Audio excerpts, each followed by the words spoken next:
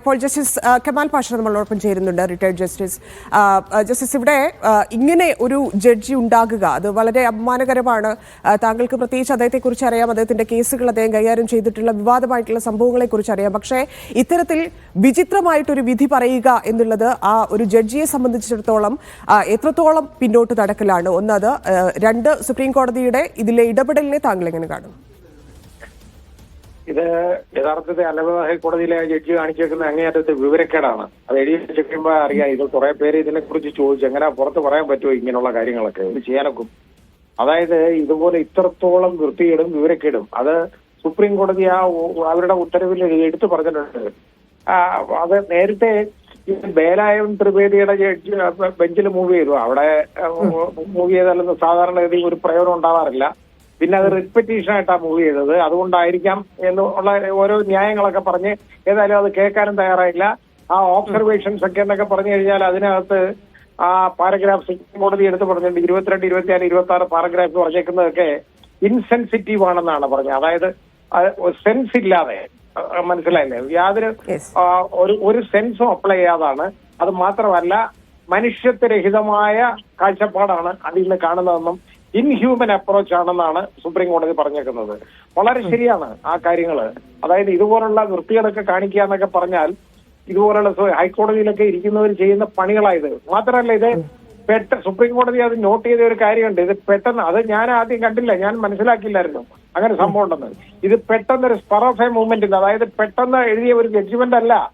ഇത് വാദം കേട്ടിട്ട് ഇത് റിസർവ് ചെയ്തിട്ട് അതായത് ഏതാണ്ട് 4 മാസം ഇതിന്റെ മേളിൽ കയറി അടയിരുന്നിട്ടാണ് ഈ രീതിയിലുള്ള ജഡ്ജ്മെന്റ് എഴുതി വെച്ചത്. അത് മാത്രമല്ല, അതായത് ഇതിൽ ഒരു യഥാർത്ഥ ശ്രമം നടന്നു എന്നതിനപ്പുറത്തേക്ക് അത് തയ്യാറെടുപ്പ് എന്ന രീതിയിൽ നിയമത്തെ ദുർവ്യാഖ്യാനിക്കുക, ഇല്ലെങ്കിൽ ആളുകളിൽ തെറ്റിദ്ധാരണ ഉണ്ടാക്കുക, ഈ പോക്സോ വകുപ്പ് പോലും, ഇല്ലെങ്കിൽ ആ നിയമത്തിലെ സെഷൻ 7 ലംഘനം പോലും നടത്തുക ഒരു ജഡ്ജി എന്ന് പറയുന്നത് എത്രത്തോളം മോശമാണെന്നുള്ളത്. അതാ ഞാൻ പറഞ്ഞ് ചിന്തിക്കാൻ പോലും പറ്റാത്ത കാര്യമാണ് ഈ ചെയ്തു വെച്ചേക്കുന്നത്. അത്രത്തോളം വിവരക്കേടെന്നേ ഇതിന് പറയാൻ ഒക്കുള്ളൂ. അല്ലെങ്കിൽ അറിഞ്ഞുകൊണ്ട് ചെയ്തേക്കാണ് ഇത് സാധാരണ ഇത്രയും വിവരക്കേട് ആർക്കും ഉണ്ടാവാറില്ല. അയാൾ അതിനകത്ത് എടുത്തു വെച്ചേക്കുന്നത് ചോദിച്ചേക്കെന്ന് പറഞ്ഞ പ്രിപ്പറേഷനും അറ്റംപ്റ്റും തമ്മിലുള്ള വ്യത്യാസമൊക്കെ എടുത്തു വെച്ച് പറഞ്ഞേക്കുന്നത്.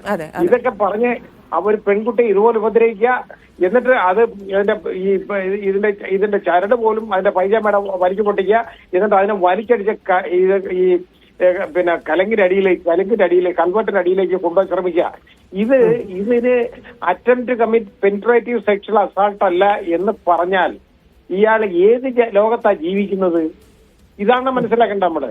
ഇത്രയും ഇൻസെൻസിറ്റീവിനും അതുപോലെ തന്നെ ഇൻഹ്യൂമനും അപ്രോച്ച് ആയിട്ടുള്ളതാണ് ഇത്. ജഡ്ജിമാർക്ക് പറഞ്ഞിട്ടുള്ളതല്ല.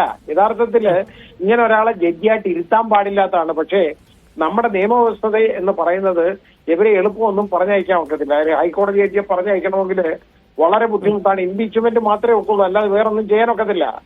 അതല്ലെങ്കിൽ യഥാർത്ഥത്തില് ഇവരെ പെർമനന്റ് ജഡ്ജി ആവരുത്. ഇപ്പൊ അഡീഷണൽ ജഡ്ജി ആയിട്ട് ഉള്ള ആളാണെന്നുണ്ടെങ്കിൽ അയാളെ പെർമനന്റ് ജഡ്ജി ആക്കാതിരിക്കാം സുപ്രീം കോടതിക്ക്. പക്ഷേ ഇതിനകത്ത് പെർമനന്റ് ജഡ്ജി ആയി പോയി കഴിഞ്ഞാൽ പിന്നെ ചെയ്യേണ്ടത് ഇത് ഇംപീച്ച്മെന്റ് മാത്രമേ ഒക്കുള്ളൂ. അതിന്റെ പ്രൊസീജിയർ എന്ന് പറയുന്നത് വളരെ ലെങ്തി ആയിട്ടുള്ള പ്രൊസീജിയറാണ്. ആദ്യം ഒരു ഇൻഹൗസ് എൻക്വയറി വേണം. അതായത് 2 ചീഫ് ജസ്റ്റിസുമാര്, ഹൈക്കോടതി ചീഫ് ജസ്റ്റിസുമാര്, ഒരു ജഡ്ജി അല്ലാത്തവര് നടത്തി ഒരു അങ്ങനെ ഒരെണ്ണം വേണം, റിപ്പോർട്ട് വേണം.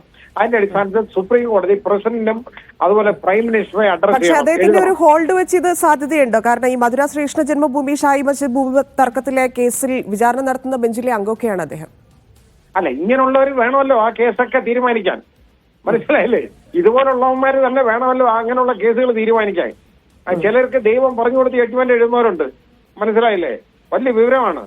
ദൈവം പറഞ്ഞ അനുസരിച്ച് ഞാൻ ജഡ്ജ്മെന്റ് എഴുതി എന്ന് പറയുന്ന ആളുകളുണ്ട്. അങ്ങനെയുള്ള ആളുകളെ നോക്കി വേണം ഇതിനകത്തൊക്കെ നിയമിക്കാൻ.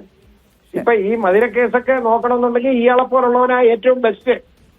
അതുകൊണ്ട് എളുപ്പം പറഞ്ഞയക്കാൻ ഇപ്പൊ പാർലമെന്റ് വന്നു. പാർലമെന്റിനകത്ത് 2 കണ്ടീഷൻ ഉണ്ട്.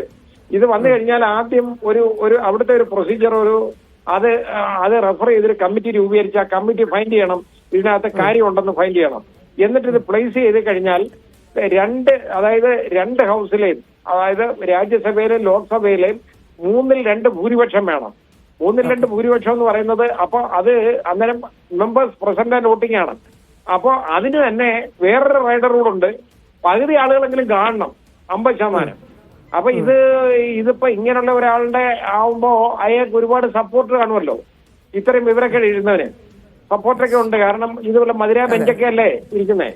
ഇയാളെ ഏപ്രിൽ 3-ാം തീയതി അതിന്റെ വിധി കൂടിയാണ്. അത് ഇതിനേക്കാൾ വിചിത്രമായ ഒരു വിധിയായിരിക്കും എന്നുകൂടി ഇപ്പൊ പറയേണ്ടതുണ്ട് അല്ലെ. അതന്നെ സംശയമില്ലാത്ത കാര്യമല്ലേ. ഇതല്ലേ ഞാൻ പറഞ്ഞേ, ദൈവം ജഡ്ജ്മെന്റ് എഴുതി കൊടുത്ത കേസ് നമ്മൾ കണ്ടിട്ടുള്ളതല്ലേ. ഇന്ത്യ മുഴുവൻ കത്തിയ കേസാണ്. എന്നിട്ട് ദൈവം ജഡ്ജ്മെന്റ് എഴുതി എന്ന് പറഞ്ഞതുപോലെ ഇനിയിപ്പോ ദൈവം ഇറങ്ങി വന്ന് ജഡ്ജ്മെന്റ് എഴുതും ഇവർക്കൊക്കെ വേണ്ടി. ഇങ്ങനെയുള്ളവരാണ് അതിനകത്തൊക്കെ ഇരുത്തേണ്ടത്.